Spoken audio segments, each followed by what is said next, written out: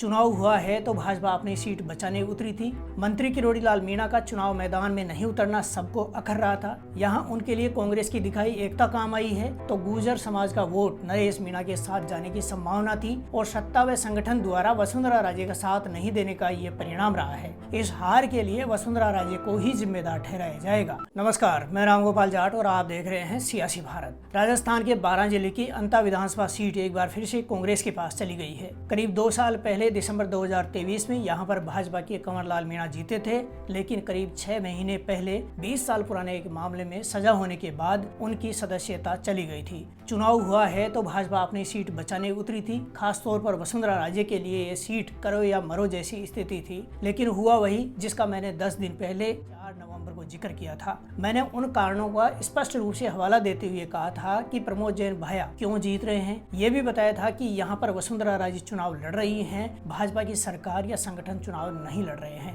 मंत्री किरोड़ी लाल मीणा का चुनाव मैदान में नहीं उतरना सबको अखर रहा था। ऐसे में लग रहा था कि किरोड़ी लाल मीणा यहाँ पर प्रचार नहीं कर न केवल वसुंधरा राजे के उम्मीदवार का विरोध कर रहे थे, बल्कि नरेश मीणा का पक्ष भी ले रहे थे। 2008 से अब तक देखा जाए तो 5 चुनाव में कांग्रेस के प्रमोद जैन भाया का वोट स्विंग कम होता है। 2 बार हारे हैं, 2 बार जीते हैं। हारे तब बेहद कम वोटों से हारे और जीते तब बड़े अंतराल से जीते हैं। कई नेताओं द्वारा भाया पर भ्रष्टाचार के आरोप लगाने के बावजूद ग्राउंड पर उनका काम बोला है। यहाँ उनके लिए कांग्रेस की दिखाई एकता काम आई है। सचिन पायलट ने प्रचार किया, अशोक चांदना ने जोर लगाया तो गुर्जर समाज का वोट नरेश मीणा के साथ जाने की संभावना थी, वो नहीं खिसक पाया। नरेश मीणा की आक्रामक शैली भले ही युवाओं को पसंद आती हो, लेकिन अधिसंख्य के लोग इस शैली को ज्यादा पसंद नहीं करते हैं। भाजपा के उम्मीदवार मोरपाल सुमन का कमजोर कद और सत्ता व संगठन द्वारा वसुंधरा राजे का साथ नहीं देने का ये परिणाम रहा है। कुल मिलाकर जो परिणाम आया है वो अपेक्षा के अनुरूप ही आया है। यहाँ पर समझने वाली बात यह है कि इन तमाम फैक्टर्स में सबसे भारी कौन सा रहा है। समझने वाली बात यह भी है कि इस परिणाम से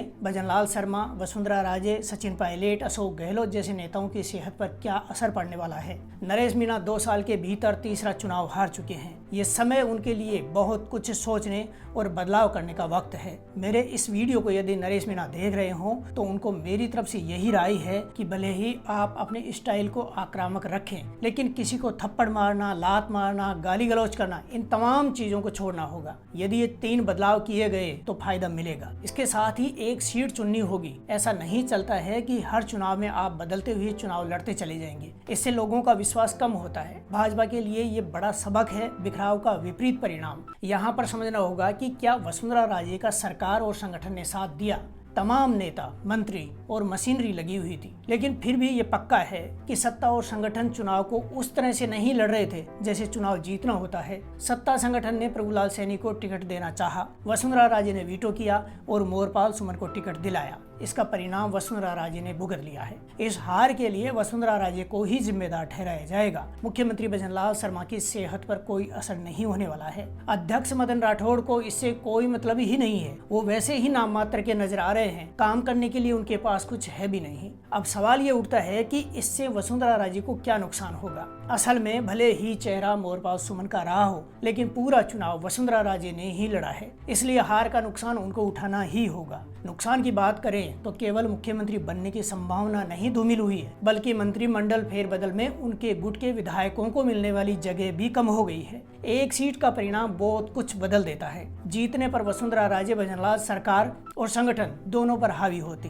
केंद्रीय लीडरशिप पर भी बहुत असर पड़ता, लेकिन उन्होंने चाहा वैसा ही परिणाम आया तो क्या सियासी भुगतान वसुंधरा राजे को ही करना होगा। भजनलाल शर्मा पर पहले भी कोई जिम्मेदारी नहीं थी और आगे भी नहीं रहने वाली है। उनकी कुर्सी दिल्ली से तय हुई थी और वहीं से कुर्सी का भविष्य तय होगा। संगठन मुखिया मदन राठौड़ के पास न करने को कुछ है और न ही उनके पास कोई जिम्मेदारी है जिससे असर होने वाला है। इधर कांग्रेस में अशोक गहलोत को लाभ होगा, गोविंद सिंह डोटासरा को भी फायदा होगा। उनका कद बढ़ेगा। जो लोग उनको शेखावटी का नेता कहते थे वो सोचने पर मजबूर होंगे। पूर्व अध्यक्ष सचिन पायलट को भी लाभ होने वाला है। यानी इस जीत से प्रमोद जैन भाया से लेकर अशोक चांदना तक कांग्रेस के हर नेता फायदे में रहेंगे। अशोक गहलोत के करीबी होने के कारण प्रमोद जैन भाया की जीत से उनको फायदा होने वाला है। टिकट देने और अध्यक्ष होने के कारण डोटासरा समर्थक इस जीत को अपनी जीत बताएंगे और सचिन पायलट के पास कहने को है कि गुर्जर वोट नरेश मीणा के पास नहीं जाने दिया गया है। ऐसे में कांग्रेस के 3 बड़े नेता नेता फायदे में रहने वाले हैं। हार के बाद भी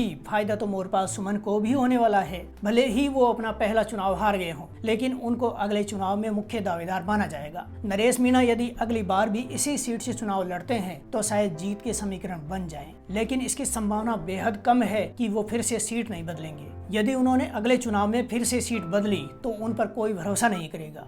जीता कौन हारा कौन, इसका असर तभी माना जाएगा जब विकास पर फर्क पड़े, लेकिन विकास अपनी रफ्तार से चलने वाला है, विधायक कोई भी बने। ऐसे में जनता को कुछ दिन मनोरंजन करने का मौका मिला है। लोकतंत्र के इस कथित पर्व में हिस्सा लेने का अवसर मिला है। इससे अधिक जनता को कुछ मिलता दिखाई नहीं दे रहा है।